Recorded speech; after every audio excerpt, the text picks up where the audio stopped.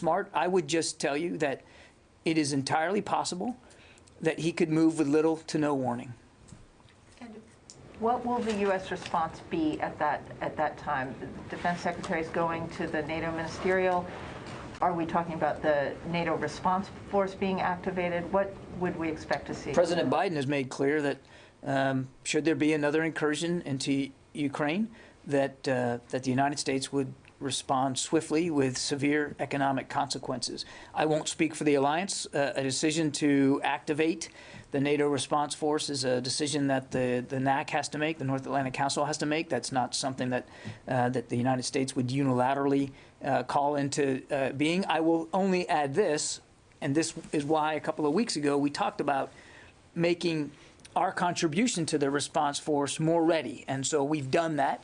And one of the messages that the Secretary will carry with him to NATO is that our contribution to the NATO response force, should it be called, should it be activated, they'll be ready to go. And just to be clear, your answer to Bob, you do not see evidence that his forces have moved into attack positions yet? I'm not going to talk about what specifically we're seeing on the ground when it comes to unit by unit. What I would tell you is that we continue to see him advance his readiness and improve his capabilities and provide himself more options should he decide to take military action in Ukraine.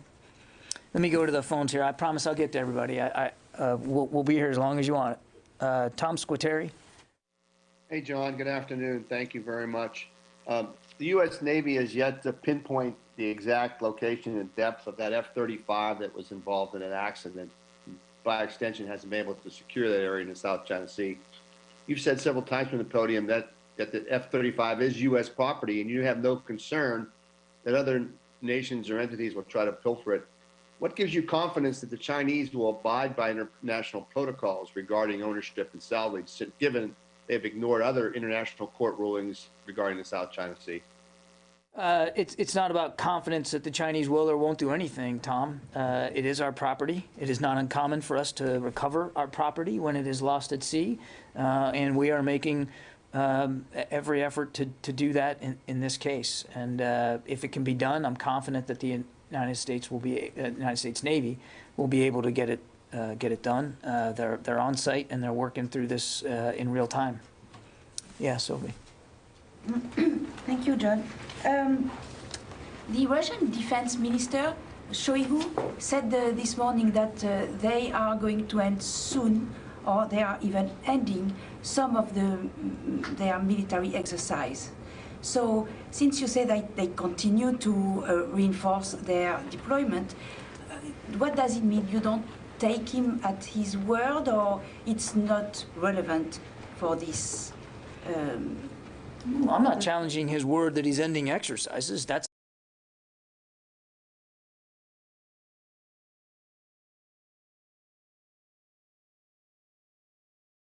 a raid along the border with Ukraine and in Belarus simply for winter exercises. So we still think there's a diplomatic path.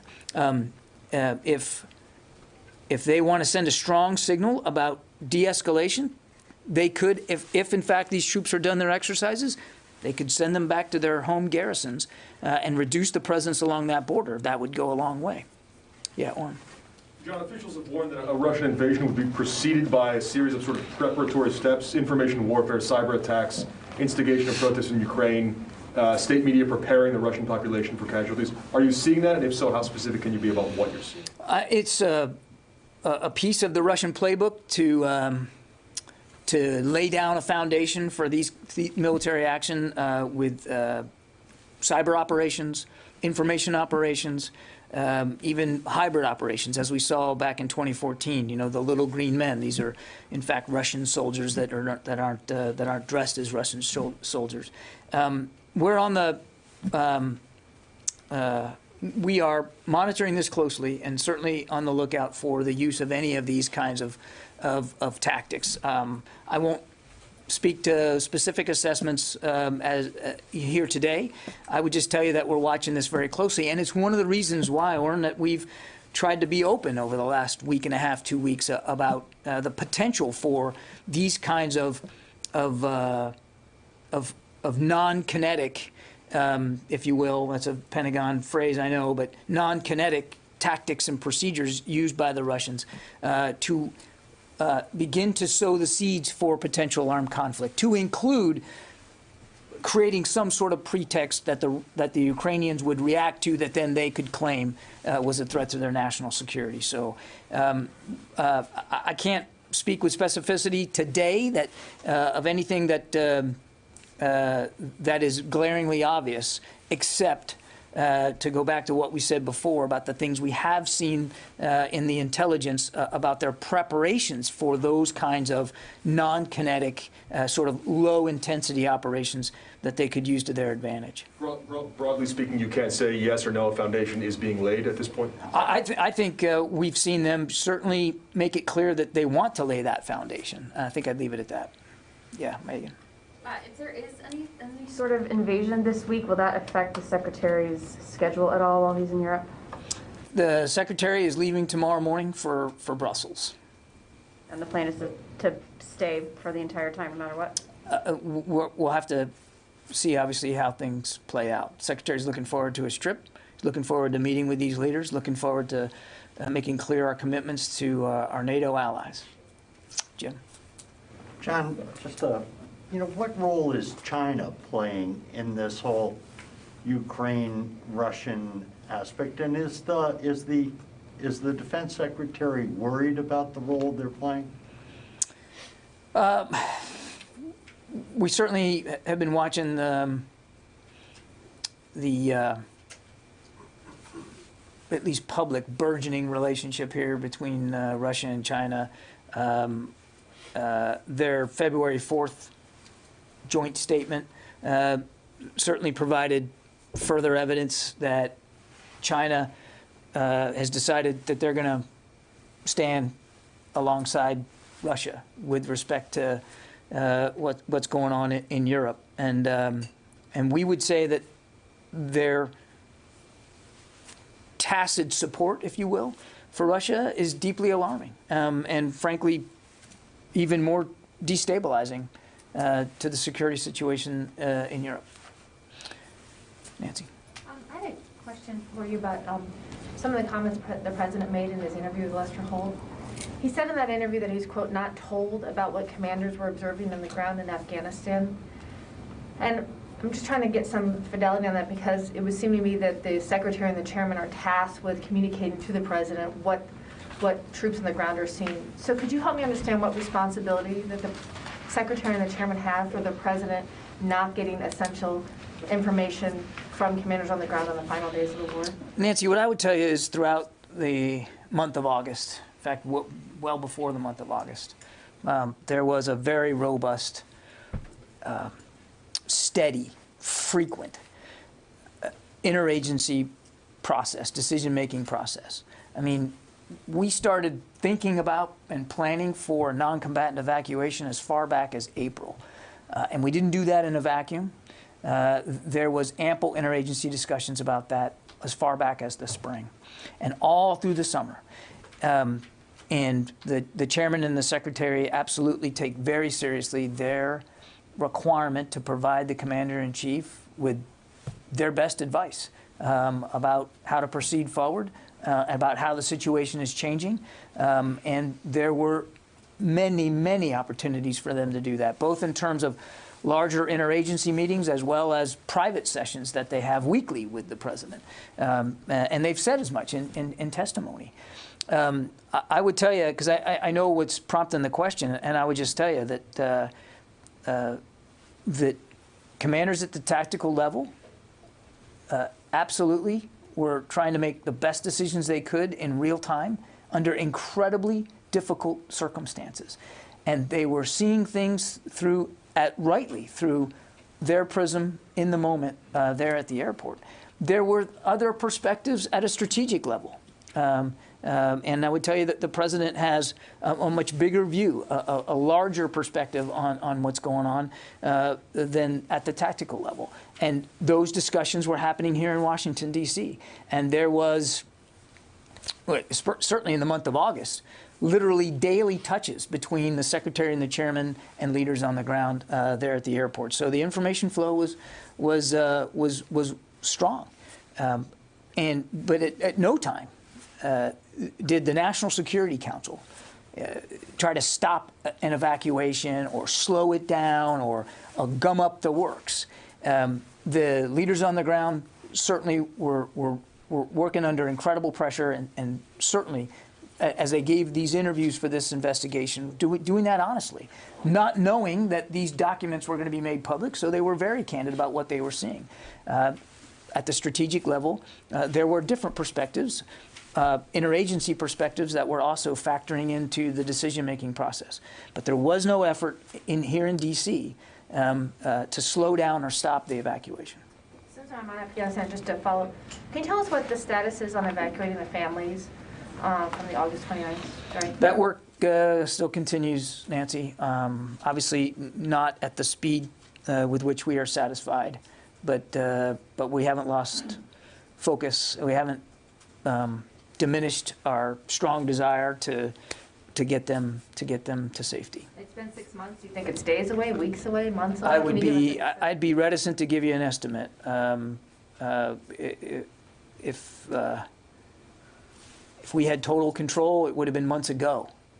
But I just don't have an estimate for you. I can just assure you that it's not been forgotten and that there's a deliberate, concerted effort to do the right thing by those family members and get them to safety here in the United States. Yep. Let me go to the phones. Jeff Schogel. Thank you. The United States is certainly taking a number of precautions that indicate it believes war is likely, including closing the embassy in Ukraine. Is there any chance that U.S. troops in Europe might be, is it possible that Europe might be part of the combat zone tax exclusion, in which troops in Europe would not pay taxes on their pay?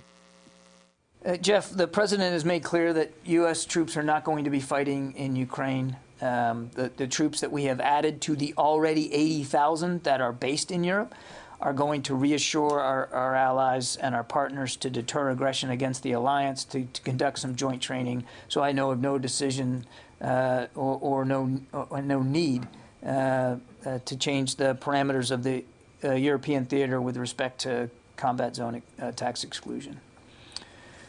Mike Brest, the Examiner. Hi, Mr. Kirby. Thank you. How many people or how many civilians does DOD now believe were killed in the Abdullah raid? I would tell you, when we briefed this out, we indicated that a total of 7 individuals were killed. 3 of them of the 7, of course, were Mr. Abdullah and then his lieutenant on the 2nd floor, as well as his wife, who was in fact a combatant. So of the 7 that we have talked about, we know 3 of them were combatants, and that's the estimate that we have right now. But we have certainly seen numbers higher than that, and we're not in a position to dispute those numbers because we didn't stay on site for more than 2 hours, as was the plan. And we're not going to certainly rule out the possibility that in that explosion on the 3rd floor, additional individuals, whether they were combatants or not, can't say, since that explosion happened before our troops got into the building.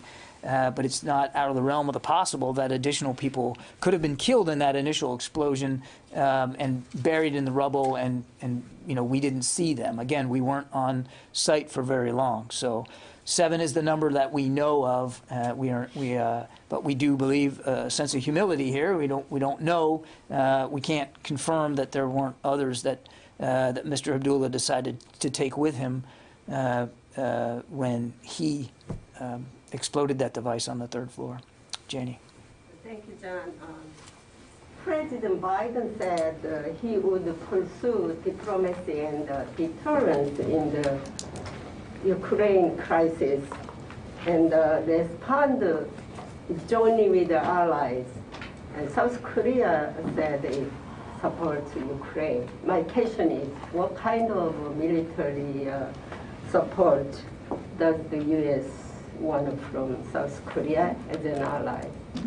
That is a question for the South Korean government to answer. Should they want to assist Ukraine in a tangible way? Certainly that, I'm sure that the Ukrainians would welcome that. We've noted, and I've said before, that many of our other allies in NATO are also finding ways to support Ukraine, but excuse me, those are sovereign decisions that each nation state has to make for themselves, and I wouldn't get ahead of the South Korean government on this. Yeah. Yeah, Avery. Thanks, John. A couple short Ukraine follow-up sort of questions. Does DoD have any air defense trainers on the ground in Ukraine? No. Does DoD consider a Russian movement into the Donbass a new incursion? Yes. And can you elaborate on what Secretary Austin's thinking was for pulling the Florida National Guard trainers out of western Ukraine? I think we said it quite clearly in our statement. It was an abundance of caution. Again, given the mosaic of the information that we've been getting over the course of the last 48 hours, and the information we continue to receive even as early as today, it is obviously not the safest place for them to be. And so he ordered them taken out of the country over the weekend. Again, abundance of safety and an abundance of caution here. I said, what, 2 weeks ago when you guys were asking me about this, if and when he believed the safety and security of those individuals was going to be at risk, he would make the decision to remove them, and he did that. Court. There's also another small contingent of other U.S. military in the country, not just the Marines at the embassy, but there's some special forces there. Can you say that as of now, all U.S. military forces that are deployed in Ukraine have been taken out or ordered out? I would tell you that there remains a small amount of U.S. military personnel in support of our diplomats, and they remain in the country. The Marine security guards, is there anyone besides them, though? I'm just going to leave the answer as I said it. Kasim? John, Secretary Austin ordered 3,000 additional troops to Poland. What triggered that decision? You already have deployed 1,700 troops a week ago to the country. What triggered that specific decision? We talked about this at the time. I mean, again, we continue to see a continued buildup of Russian military forces. We continue to consult with our allies, in this case in particular Poland, and it was deemed by both sides that this was a prudent measure, given what we were seeing on the ground, given what our intelligence was telling us, and given the potential need for additional capability in Poland.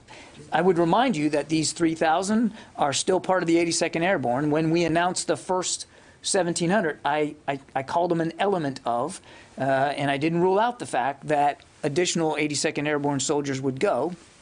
The Secretary held them in reserve. He decided that now was the time to send them. And also, we have seen U.S. F-22s arrived in United Arab Emirates. How do you think these fighters help Emiratis dealing with the Houthi missiles? Is there a plan to kind of join offensive actions against these F-22s are going to join a range of joint coalition and allied partner combat air capabilities that are already based across the region. So they're additive to the air power that we have in the region. Jen?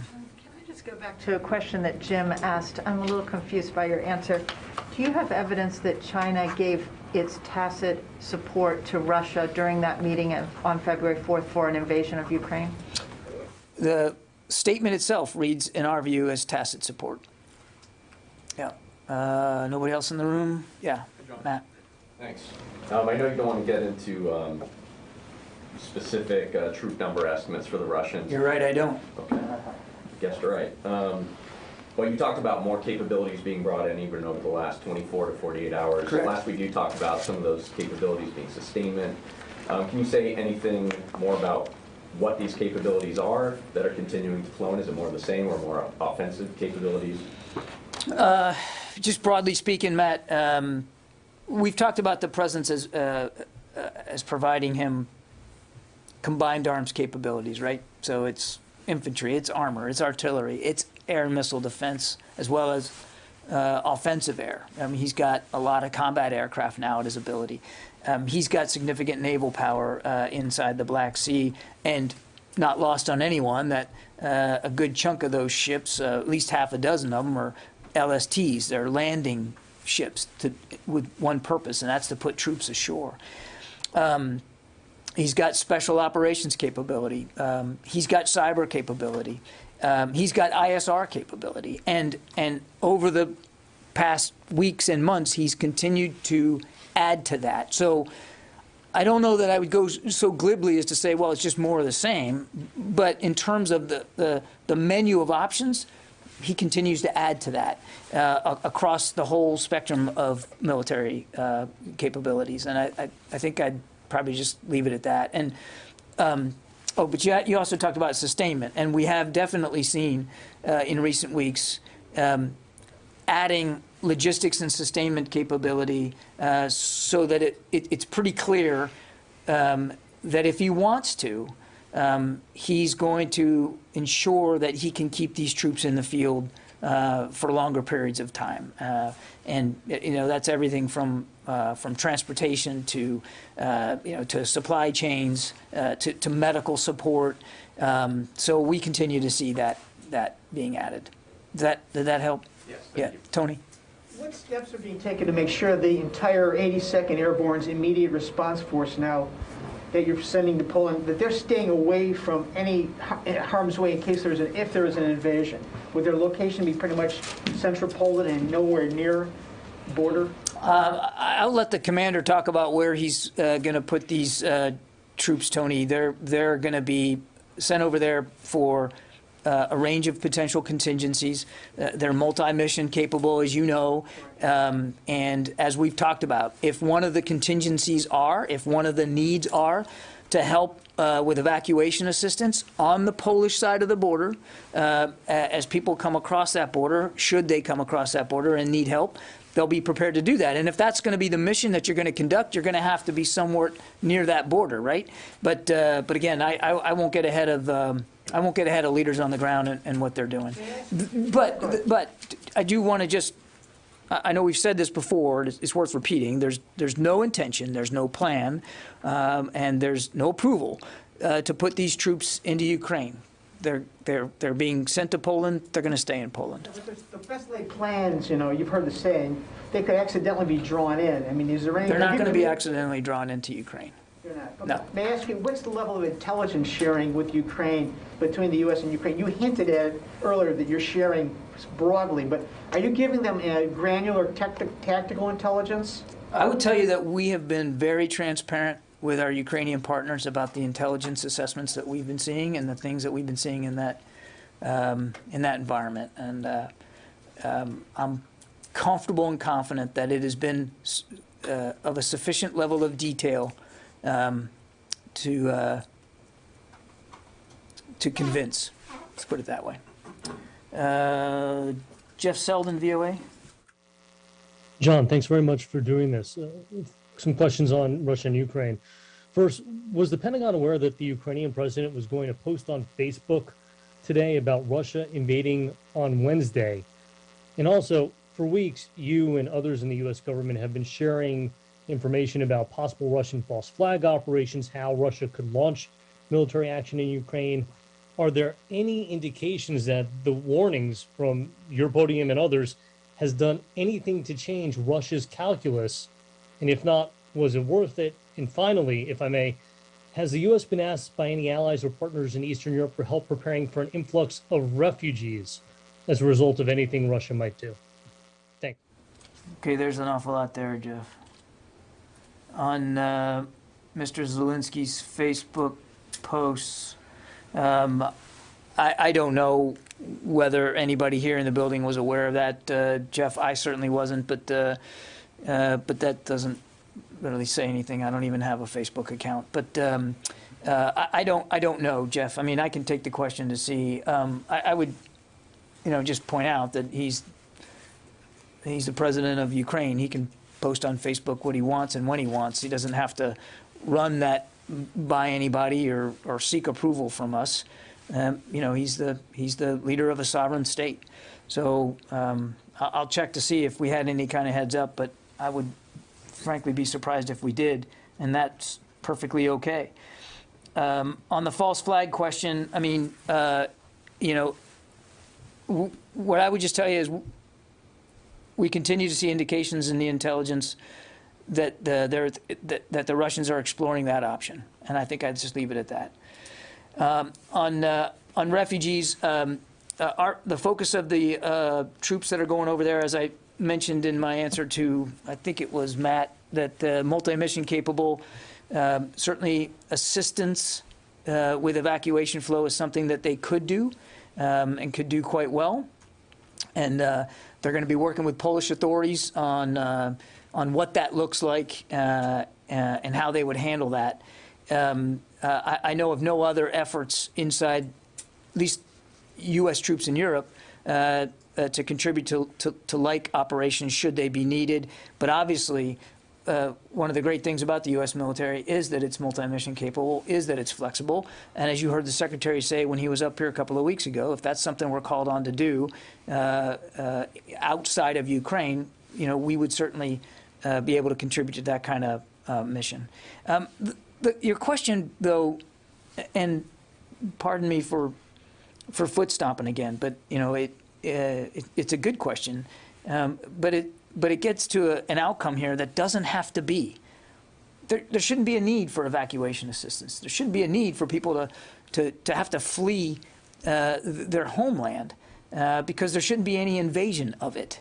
A sovereign state by another nation state next door, who clearly has shown aggressive tendencies here and an alarming buildup of military capabilities, and certainly has shown no sign yet of being willing to de-escalate or an unwillingness to take those capabilities off the table and to find a real diplomatic path forward. And I think it's important to remember, again, not that this really answers your question specifically, but should they conduct another major military action, real lives will be at risk. Ukrainian lives, to be sure, but also Russian lives. This will not be bloodless. This will not be easy. And not only will you see people trying to flee the country, but you're going to see people seriously hurt and seriously killed as a result of it. And there's no reason for it. The Russians can de-escalate immediately. They could easily sit down and take seriously a diplomatic path forward and stop this now, so that there is no need for people to have to flee their homes, so that there are no casualties, there is no bloodshed. It's within Mr. Putin's power to make the right decision now, and obviously we hope to see him do that. Okay, thanks everybody. Appreciate it.